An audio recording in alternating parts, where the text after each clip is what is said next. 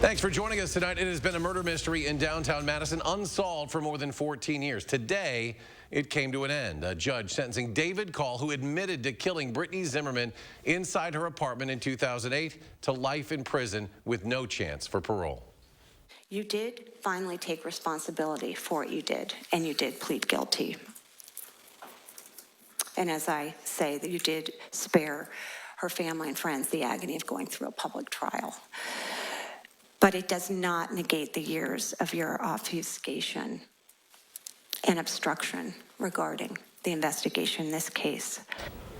Before the sentence was handed down, Kahl took a moment to apologize to the Zimmermann family, admitting he took so much away from them. I just feel horrible. I feel horrible. And I'm accepting the punishment that I got coming. Now, this is a case that has hung over the city of Madison for nearly 15 years. That murder happened in April of 2008 inside Brittany Zimmermann's West Doty Street apartment. David Kahl was identified as a person of interest in the case. His DNA found inside the apartment, but investigators didn't have enough to charge him until March of 2020. Kahl eventually pleading guilty to the murder in a court hearing October of 2022 and received that sentence today. We have continuing team coverage. Nicole Herzog, who is following up with police and how they have approached this case over the years. But first, let's head to Tahlil Mohadeen, who heard from Zimmermann's family today and is live where that murder happened almost 15 years ago. Eric, it was on this block on Doty Street that the then 21-year-old Brittany Zimmermann lost her life after she was followed home into her apartment. As a UW student, she had dreams of becoming a doctor, and her family says she would have done it. But now they have to live with never knowing for sure what she would have become. It's a day the Zimmermanns have relived over and over. April 2nd, 2008.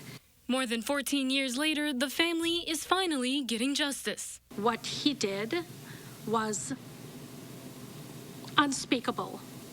And to not have the person responsible for that behind bars, it was unacceptable to us.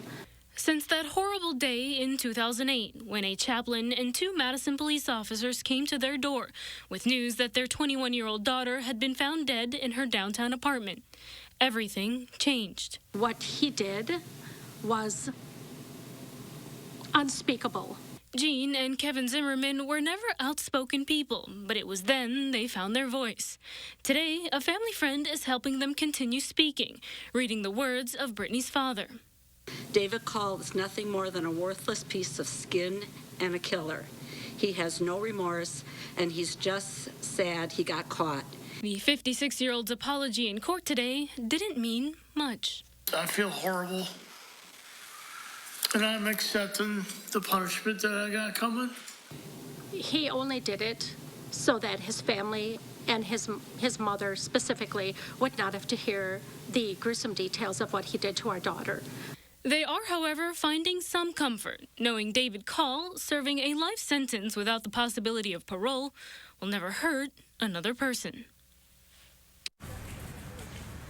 As tough as it is for Brittany's parents to cope, they say they're learning to live life without their daughter. But that doesn't mean forgetting about what happened. Tahlil, thank you. And despite nearly 15 years of investigating, the Madison Police Department says it was never a cold case. Nicole Herzog has more on MPD's remarks after Kahl was sentenced in the Zimmermann case this afternoon. Nicole? Yeah, the Madison Police Department knew this day would come. It was just a matter of how they got there. That's what MPD's lead investigator on the Zimmermann case said in a press conference today. As for why the investigation took so long, Daniel Nail with MPD said technology posed the greatest challenge. The case was always under active investigation, but having the right tools to examine DNA evidence was critical. If you're currently going to school here, I mean, just be aware of your surroundings. Always, try to go places with other people. Don't go out late at night by yourself. Now the department is hoping the community can take comfort in the case being closed.